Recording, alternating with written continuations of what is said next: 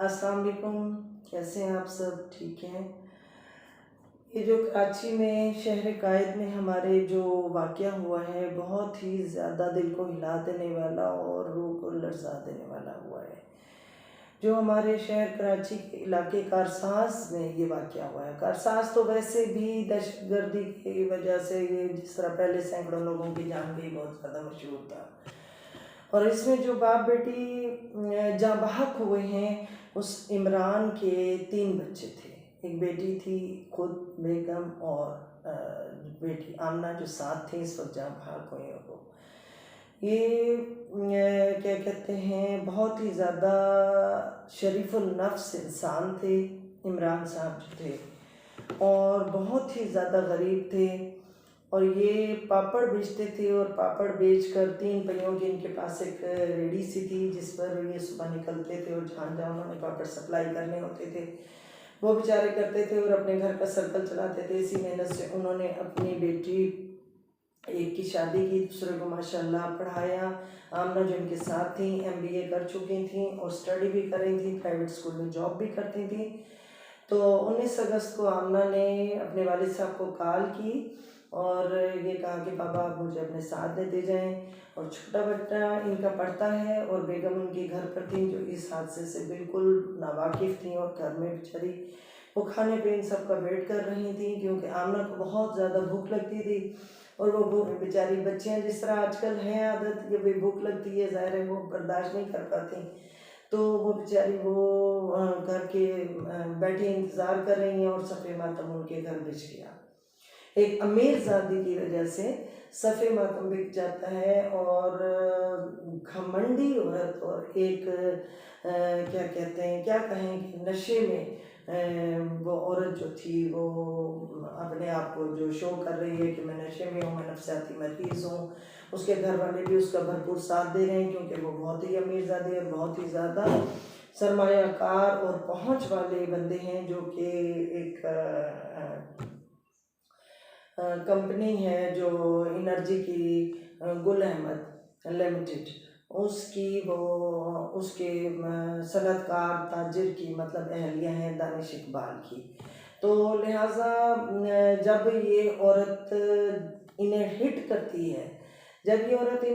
करती है, तो उससे पहले ही तेज़ रफ्तारी से आ रही होती है। अब CCTV कैमरे में आया है कि वहाँ से भी ये 3 बंदों को बाइक मोटरसाइकिल वालों को कुचल कर आ रही थी, उस तेज़ रफ्तारी में आ रही थी। तो इस बेचारे इमरान और उसकी बेटी को कुचल दिया, और फिर उसके फ़ौरन बाद ही फिर जैसे ही तेज़ी से निकलने लगी एक और मोटरसाइकिल पे उन बेचारों को ज़ख्मी कर दिया। और फिर उसके बाद उसी तेज़ी और हड़बड़ाहट में उसने एक होंडा गाड़ी थी उसे जाके टकराई, और जिससे वो गाड़ी भी उलट गई और इसकी अपनी लैंड क्रूज़र भी उलट गई। लेकिन महंगी गाड़ी थी, तो इस शहजादी अमीरजादी को तो खैर कोई खराश भी नहीं आई। और ऊपर से सोने पे सुहागा देखें कि उसके अंदर कोई शर्मिंदगी नहीं, कुछ भी नहीं, बल्कि बहुत घमंडी अंदाज से वो बाहर निकली है। और लोग इस बहुत बड़े हादसे पर इस हद तक मुश्तइल हो गए कि ज़ाहिर है उनकी मौके पर वो लोग जान बहक हो गए थे कि उन्होंने अवाम ने पेट्रोल वगैरह निकाल लिया और शीशे की बोतलों में पेट्रोल भरा हुआ था कि वो इसको आग लगा दे। लेकिन दरमियान में फिर हमारे शहर कायद की जो कानून जो हमारा है पहले भी लिखा हुआ, तो वो दरमियान में आ जाता है, और वो फिर पुलिस आई और उन्हें पुलिस थाने ले गई। और जैसे आप सबको पता है कि थाने में जाने के बाद फिर उसके बाद उन्हें मतलब एक बहाना कर दिया गया। पुलिस इतनी एक्टिव हो गई, जो गरीबों को कोई हादसा होता है वो पुलिस घंटों घंटों घंटों घंटों नहीं आती, इंतज़ार करती रहती है। लेकिन अमीरों के बुलाने पे वो इस हद तक एक्टिव हो जाती है कि फौरी तौर पे ही उसको फिर जिन्ना हॉस्पिटल में मुंतकिल कर दिया गया। और जिन्ना हॉस्पिटल में मुंतकिल रात ही जो है वो हॉस्पिटल भी खुल गए, रिपोर्टें भी उसकी आ गई। सुबह अदालत में उस लड़की को बुलाया गया, निताशा को, तो दानिश इकबाल की जो हैं अहलिया, उन्हें बुलाया गया तो बहाना कर दिया गया जी जिन्ना हॉस्पिटल के डॉक्टर्स ने इनकार कर दिया है, वो इस पोजीशन में नहीं, वो जहनी मरीज़ आए। वो नहीं आ सकती। अब मुझे ये बताइए कि अगर वो ज़हनी मरीज़ा हैं तो फिर उनको इतनी अपनी कीमती गाड़ी चलाने की घर वालों ने ही इजाज़त क्यों दी, चाबी क्यों नहीं साइड पे रखी। और उससे बड़ी बात, अदालत ने बहुत ही अच्छा उनसे सवाल किया कि अगर वो नहीं आ सकती या उनके मामला जो भी खुले उसके बाद उन्हें ड्राइविंग लाइसेंस कैसे दिया गया। 5 साल पिछला उन्हें रिपोर्ट दिखाई जाती है कि जी ये आगा खान से मुसलसल इलाज करा रही हैं, नफसियाती मरीज़ा हैं, और अगर वो इस तरह कर रही हैं तो ये पोजीशन उनकी है, तो उन्हें ड्राइविंग लाइसेंस वो भी ब्रिटिश का उन्हें दिया गया। तो मेरे ख्याल में ब्रिटिश जो ममालिक हैं वो इतने भी गैर जिम्मेदार नहीं हैं कि ऐसे बंदे को, ऐसी बंदी को वो दे दें जो डिसऑर्डर, मेंटली तौर पर जो है जहनी मरीज़ है।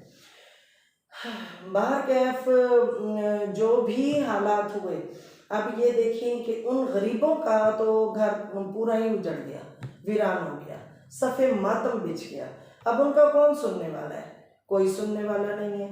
अभी तो सब अपना केस बचाने की वजह से उनके आगे पीछे जा रहे हैं, कर रहे हैं, उन्हें रकम दे देंगे और बहुत सारे मामला ऐसे होंगे, लेकिन आगे उनका क्या होगा? बच्चा भी छोटा है और उसकी माँ अभी तक बिल्कुल उस पोजीशन में नहीं है कि उसको, बहुत जाहिर है उसके घर पूरा उजड़ गया है, उसका तो बिल्कुल कोहराम मचा हुआ है उनके घर में।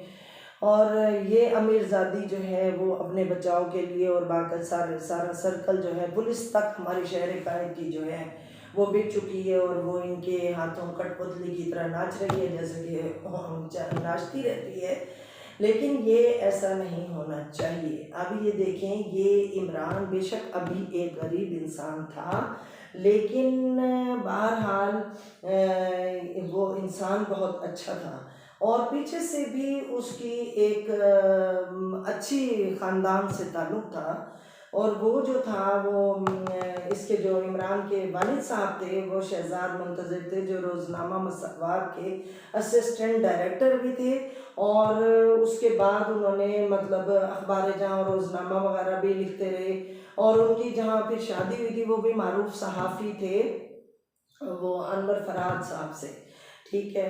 तो अब ये देखें, निताशा ने जब इन्हें बेदर्दी से, बड़ी बेरहमी से कुचल दिया, तो ये 60 साल के इंसान थे और 22 साल उसकी बच्ची थी जो घर रवाना हो रही थी छुट्टी पर। उसने बाप को कॉल की थी, बाबा आके मुझे ले जाए। वो बच्ची नहीं जानती थी और बाप भी नहीं जानता था कि अब मैं इसे लेने जा रहा हूँ, ये बच्ची क्या करेगी कि मैं, एक लिहाज से उन्हें मौत ने बुलाया। तो वो दोनों इस चीज़ से बिल्कुल गाफिल थे और वो चले गए इस दुनिया से, इस कूच कर गए और इस दुनिया में अब नहीं रहे। अल्लाह ताला उनकी मग़फ़िरत फरमाए और उन्हें आला दर्जात दे। ज़ाहिर वो शहीद हुए हैं और अल्लाह ताला उन्हें शहीदों में जगह दे। लेकिन मैं सवाल ये पैदा होता है कि ये जो लाइसेंस उन्हें दिया गया, ठीक है, अगर वो 5 साल से मरीज़ा थी तो वो लाइसेंस फिर रद्द क्यों नहीं किया गया, ख़त्म क्यों नहीं किया गया, ये सवाल भी आता है। कानून जो है वो बिल्कुल बिक गया है और ये अंधा कानून हो चुका है, जो कि आप सब जानते हैं कि पाकिस्तानी कानून की इस वक्त क्या हालत है। जैसे कि कोयटा का वाक़या भी है और वो जो हाजिर सर्विस जो जज की बेगम ने जो बच्ची के साथ अशर किया, इसी तरह मुख्तलिफ वाक़यात हैं हमारे पाकिस्तान में। और जो जुल्म होता है उसे दबा दिया जाता है और अमीरों की जो है ना वो सुनी जाती है, गरीबों की बिल्कुल नहीं सुनी जाती। गरीब अपनी दुहाई देते रहते हैं और अमीर जो है अपना काम कर देते हैं, सारियत डालते हैं, सब का सब सिस्टम उनके साथ मिल जाता है और जालिम का साथ दिया जाता है, मजलूम की आवाज़ को हमेशा के लिए दबा दिया जाता है। मैं इस चीज़ से बहुत ही ज़्यादा टेंशन में आ जाती हूँ, क्योंकि ये जो हादसा इनके साथ हुआ है, मैं ये फीलिंग्स फील करती हूँ कि जैसे मेरे अपने साथ भी हो रहा हो। अब ये देखिए, मेरे अपने बेटे के साथ भी ऐसा हुआ है और बाद में हमें धमकियाँ वगैरह आई कि आप खामोश हो जाएं, तो मैं अपने बाकी बच्चों के सके में खामोश हो गई। क्या उसकी कमी महसूस नहीं होती होगी? मेरे बच्चे को भी इसी तरह मारा गया है, उसे कत्ल किया गया है। और फिर उसकी जो मैं उसके बाद ट्यूमर की मरीज़ हुई, मैं हार्ट पेशेंट हुई, मैं अब शुगर पेशेंट हो गई हूँ, ब्लड प्रेशर पेशेंट हो गई हूँ। उसके बाद मुसलसल 1 साल तो मुझे कोई होश नहीं रहा। मैं जो सोती थी तो मुझे कोई नहीं पता होता था घर में बच्चे खाना क्या खा रहे हैं, क्या नहीं कर रहे हैं, कुछ होश नहीं होता था घर किस तरह चल रहा है। और लास्ट ये निकला कि ट्यूमर की 2nd स्टेज पे पहुंच गई उसी टेंशन से, और फिर मेरे ट्यूमर पे ऑपरेट वगैरह हुए। दिल तो ये चाहता था कि मर जाऊं बस, फिर अल्लाह ताला ने ज़िंदगी लिखी थी। और बच्चे बहुत ज़्यादा पीछे परेशान थे, मैं ऑपरेट भी नहीं करा रही थी। लेकिन मेरे बच्चों ने कहा कि अम्मी आप ऑपरेशन वगैरह करवा लें, हमें आपकी ज़रूरत है। कौन किस तरह रोज़ मरता है, कौन जीता है, जिसके घर से कोई चला जाता है पता उससे होता है, किसी और को नहीं पता होता। ठीक है, ये तो आराम से छूट जाएंगी, चली जाएंगी। अब ये जी अदालत में के रिमांड पर फिर बाद में इनकी सारे ड्रामे वगैरह जो हैं वो सामने आ गए कि जी ये नशे में जो भी लत-पत थी और जो भी इनके ज़हनी मरीज़ा के ड्रामे, रिपोर्टें वगैरह सब गलत साबित हो गई। और अब ये थाने में 15 दिन के रिमांड के लिए चली गई हैं, आ जाएंगी और बैरून मुल्क फिर भेज दी जाएंगी। और अब क्या होगा, सुलह सफाई होगी, माफ़ी तिलाफ़ी होगी, और ये दियत के जो है वो पैसे वगैरह इन्हें दे दिए जाएंगे। वो भी ना चाहते हुए, अव्वल तो नहीं लेना चाहिए, चाहे जैसे भी हालात हो, क्योंकि इंसान जिसके घर से जाता है उसके बाद फिर ऐसे पैसों की कोई वक़्त नहीं होती, लेने ही नहीं चाहिए। और अगर वो अपने किसी ज़रूरत के तहत ले भी लेंगे तो कब तक यूज़ करेंगे। एंड उनका क्या है, उनका आखिरी सहारा क्या है? वो सहारा तो बच्चा छोटा है, माँ बेचारे क्या करेंगे वो, क्या हुकूमत या वो जो इसके ज़िम्मेदार हैं, वो कातला, वो ज़हनी मरीज़ा, वो अमीर ज़ादी, वो एक सनतकार अमीर की मिसेस, क्या वो इनका सारी ज़िंदगी आखिरी सांस तक खर्चा उठाने के लिए तैयार हैं? नहीं ना। चंद रुपए तो बस खर्च हो जाते हैं, चाहे करोड़ों की सूरत में दें। उनकी लाइफ में 100 अप डाउन है, खाने पीने के अलावा 100 ज़रूरियात हैं, किस तरह वो पूरे करेंगे। आप लोग ये सोचें कि वो उनके ऊपर जो पहाड़ गुजरे हैं, आप उस दर्द को महसूस करें। आप ये देखें कि हम अपने मुल्क में होते हुए भी बिल्कुल सेफ नहीं है। ठीक है, ऐसे लोगों को लाइसेंस क्यों दिया गया? देखिए वो बाहोश थी, अगर वो जहनी मरीज़ा थी तो कहते हैं कि वो क्या कहते हैं 4-5 कंपनियों की जो थी वो डायरेक्टर भी थी और बोर्ड की, और इसके अलावा वो सीईओ भी थी। तो वो एक बाहोश और सेंसेबल इंसान ही इस चीज़ को डील कर सकता है।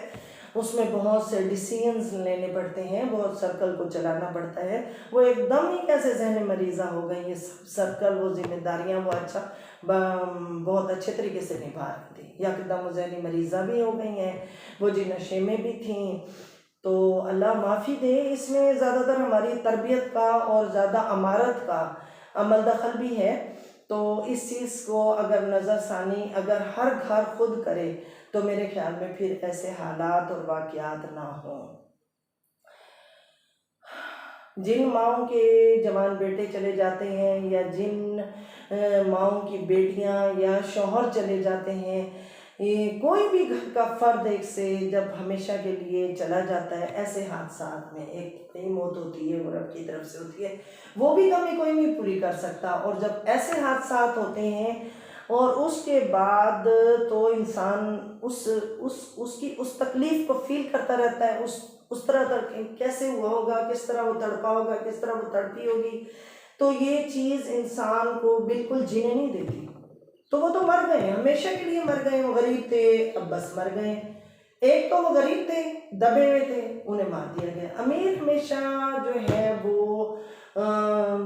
जीत जाता है। अमीर का पलड़ा हमेशा ऊपर होता है, क्योंकि हमारा कानून अंधा है ना। हमारे कानून जो है उसका साथ ही अमीरों का देता है, क्योंकि उनकी जो जेब गर्म होती है और वो फिर पैसा जो है वैसे आंखों पर अंधी पट्टी आ जाती है उनकी, उन्हें कोई कब्र वगैरह कुछ याद नहीं होती। तो बहरहाल जो भी है, इंसाफ के तकाजे तो हमारे यहाँ पूरे होते नहीं है ना। इंसाफ तो होता ही नहीं, ना इंसाफ उन्हें मिलेगा। ये तो एंड है, कोई कुछ भी कर ले, कितने ही केसेस सामने आएंगे, ये इस तरह हुआ, इस तरह हुआ, एंड ये होगा कि अमीर ज़ादी पैसे देकर उन्हें या किसी भी तरीके से चली गई, वो पैसे नहीं लेते तब भी आज़ाद है, और पैसे लेते माफ़ी तिलाफी हो जाएगी। नुकसान ये हुआ कि उनके घर के 2 अफराद चले गए। जो इंसान अपनी ज़िंदगी को 60 साल की उम्र में कमा रहा है, तो आखिर उसके घर को उसकी कमाई की ज़रूरत है, ठीक है।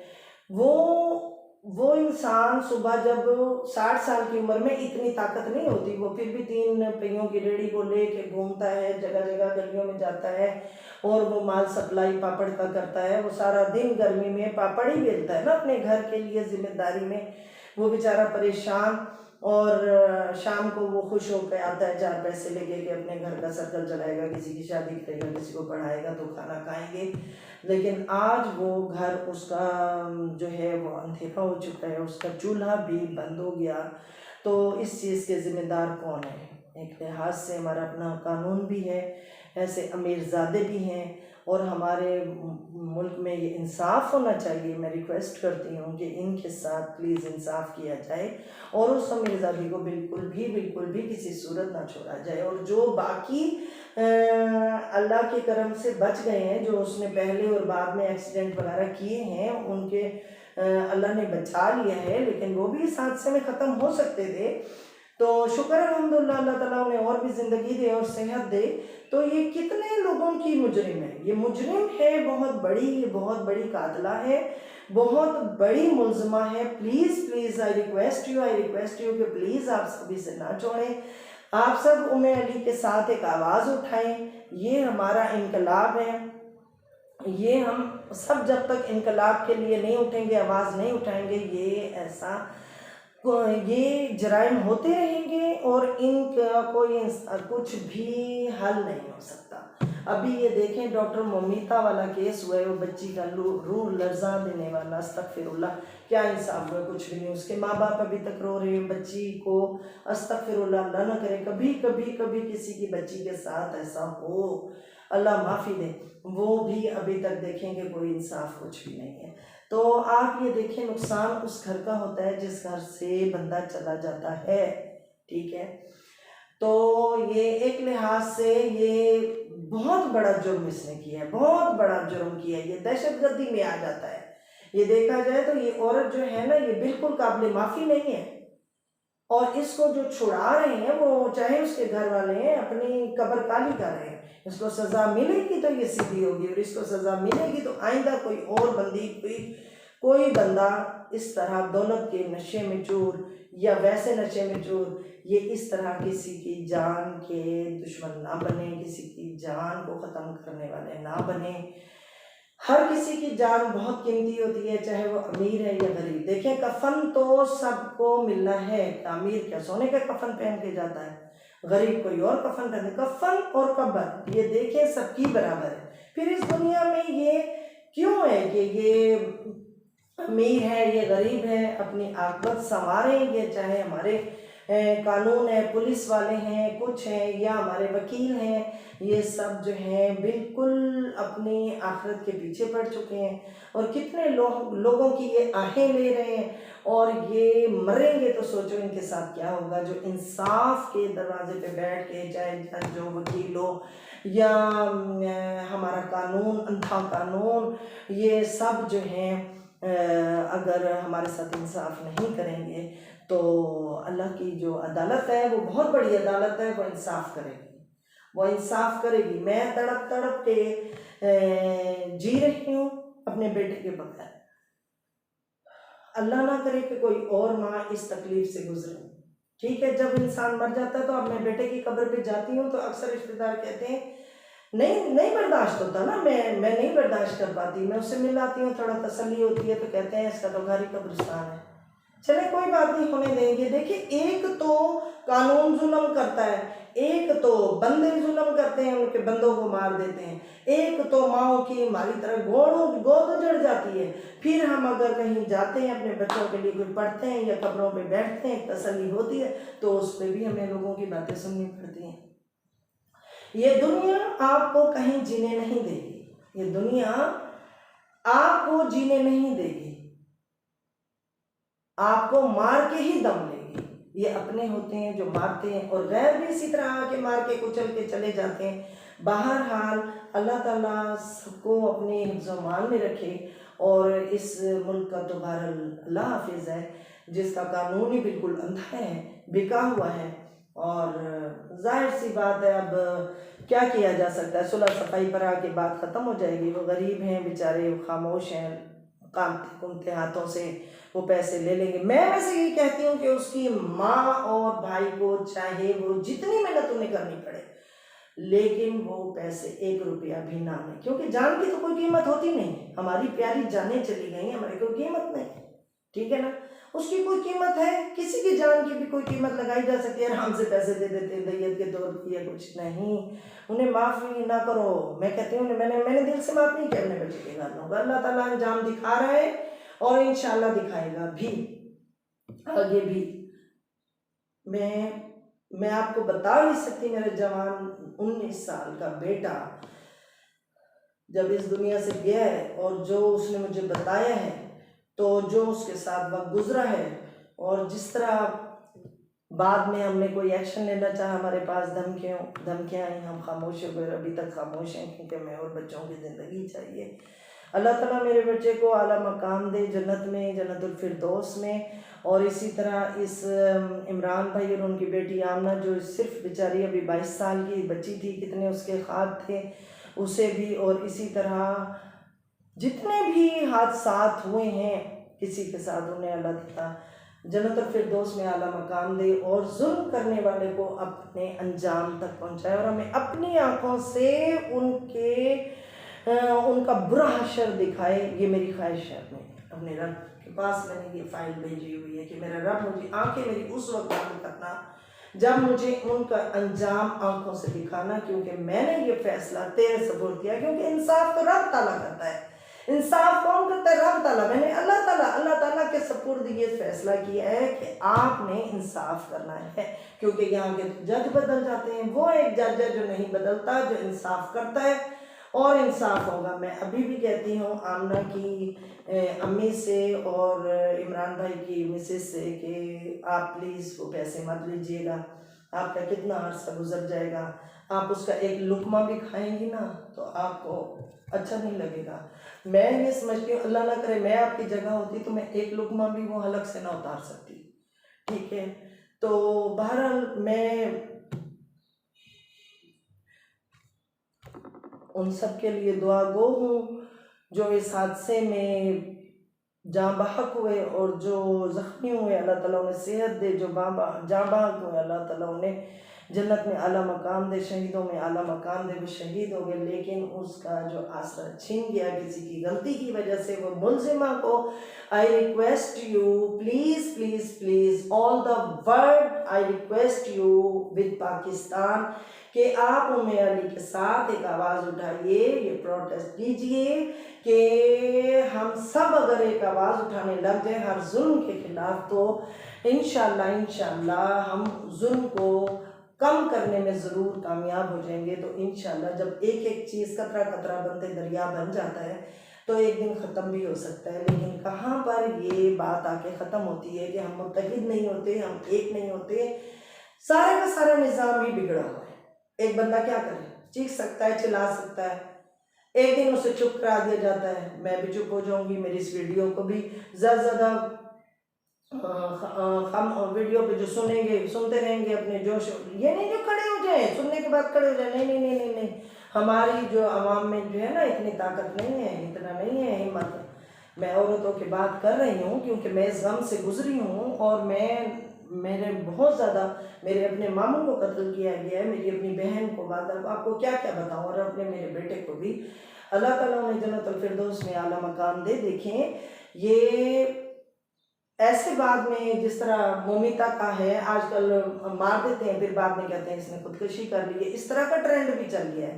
तो जो मारने वाले हैं अल्लाह ताला उन्हें गारत करे और अल्लाह ताला उनसे बेहतरीन इंतकाम ले, ऐसा इंतकाम ले, ऐसा इंतकाम ले कि जिस तरह हमारा सीना अंदर से जल रहा है इस तरह उनकी भी माओं का, उनके भी घर वालों का जो है ना सीना जले। क्योंकि ये चीज़, हर चीज़ माफ़ हो सकती है, हर चीज़ माफ़ हो सकती है। ये कत्ल, ये हमारी ज़िंदगियों से हमारे प्यारों का बिछड़ना ही बिल्कुल माफ़ नहीं हो सकता, ये बिल्कुल माफ़ नहीं हो सकता, ना दिली तौर पे ना ज़हनी तौर पे, ये बिल्कुल माफ़ नहीं हो सकता।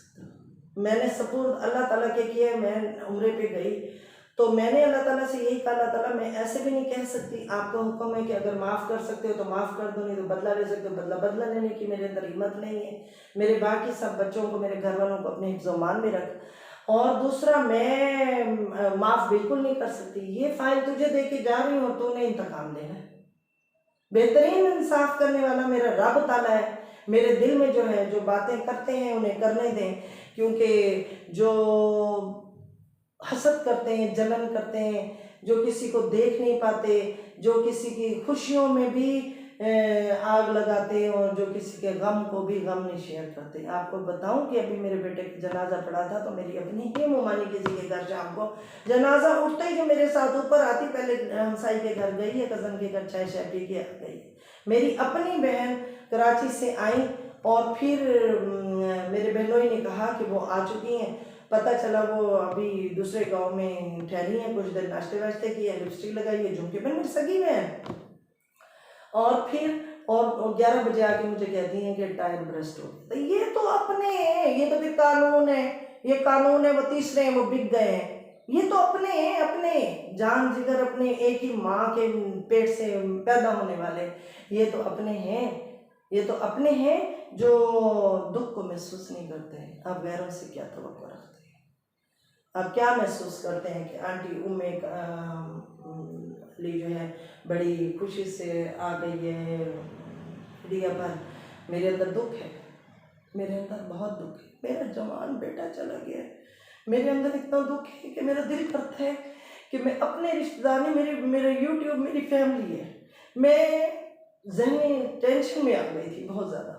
मेरे बच्चों ने, मेरे हस्बैंड ने मुझे कहा कि आप ये बनाएं, आप दुनिया में जितना भी, अगर आपके अंदर जो भी दुख है, जो भी परेशानियां हैं, अल्हम्दुलिल्लाह मैं पढ़ी हुई हूँ, मैंने मास्टर किया है उर्दू में, तो उन्होंने कहा कि आप जो पड़ी रहती हो और बीमार हो रही हो और परेशान हो रही हो, कभी आपको शुगर हो रही है, कभी आपको ट्यूमर हो रहा है, कभी ब्लड प्रेशर हो रहा है, हार्ट की पेशेंट हो गई हूँ अपने बेटे के बाद, मेरे बेटे के बाद मैं ख़त्म हो गई हूँ। उन्होंने मुझे कहा कि आप इसमें मसरूफ़ रहें। सो मैं इसीलिए मसरूफ़, जब ऐसा वाक़या चाहे मोमिता का पड़ा है, मैंने कोई अल्लाह माफ़ी दे शौकिया नहीं किसी पर बयान दिया ना, मैं ऐसे वाक़यात पर ज़रूर बोलूँगी, क्योंकि मैं खुद मैं बहुत टूटी हुई हूँ।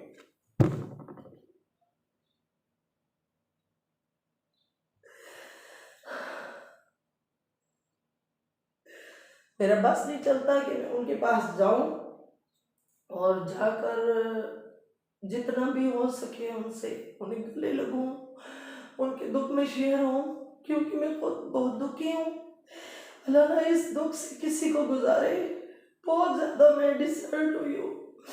जब कभी किसी के साथ ऐसा वाक़या होता है, मुझे फील होता है कि जैसे ये मेरे साथ हुआ हो, मेरा अली इस दुनिया से चला गया। मुझे पता है मेरा बहुत प्यारा खिदमत गुजार जहाँ जाकर मेरे पाँव दबाता था, कहता था अम्मी, मेरे लिए उसको महसूस करता था, और जब तक मैं सोती नहीं, अली हट जाओ, नहीं अम्मी मैं बाहर हूँ, जन्नत खरीद के चला गया, तो शहीदों में चला गया कि अल्लाह ताला ने शुक्र अल्हम्दुलिल्लाह अगर उसे मौत दी है तो शहादत का दर्जा दिया। लेकिन मैं बिल्कुल अकेली हुई हूँ। माशाल्लाह अल्हम्दुलिल्लाह अल्लाह ताला मेरे 3 बेटे हो रहे हैं, 1 बेटी है। औलाद जैसी नेमत अल्लाह ताला उन्हें मेरी ज़िंदगी भी लगा दे, लेकिन जो हर बच्चे की अहमियत होती है वो वही होती है। इसलिए खुद को मसरूफ़ कर दिए। आप सब मेरी फैमिली हो और आप सबके साथ ही मैं हर दुख सुख शेयर करूँगी।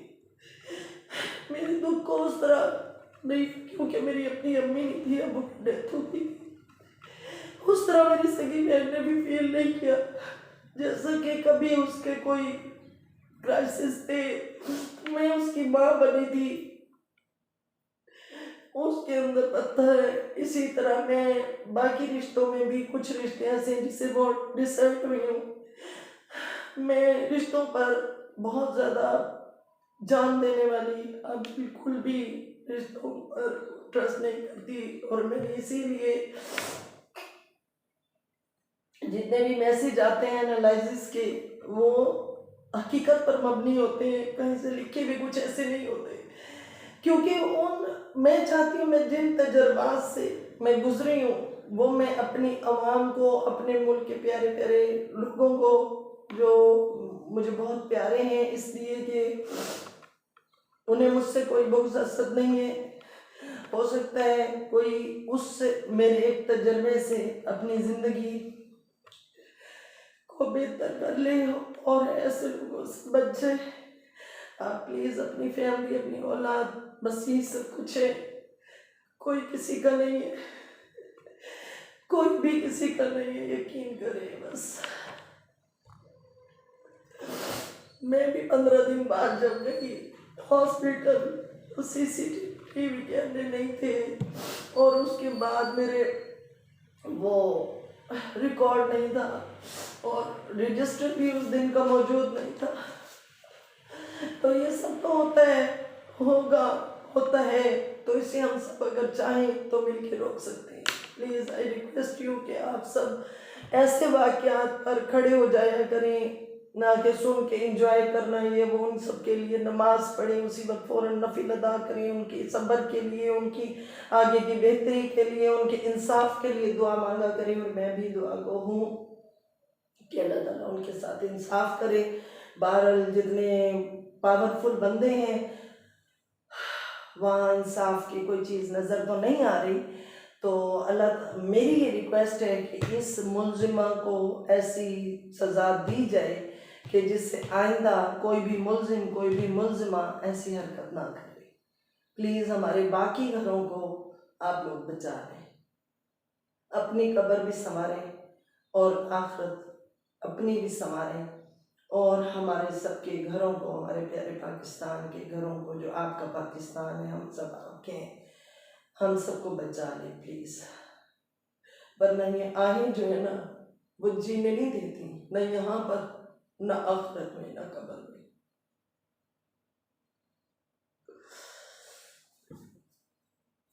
बहुत दुआगो हूँ, अल्लाह ताला उनकी रूहों को सुकून दे, उनके साथ इंसाफ करे, इंसाफ की तालिब हूँ, इंसाफ के लिए खड़ी हुई हूँ, इंसाफ के लिए बोलती रहूँगी। शायद कहीं किसी को मेरी एक बात से इंसाफ मिल जाए। रब ताला ने भी इंसाफ के लिए आवाज़ उठाने को पसंद फरमाया।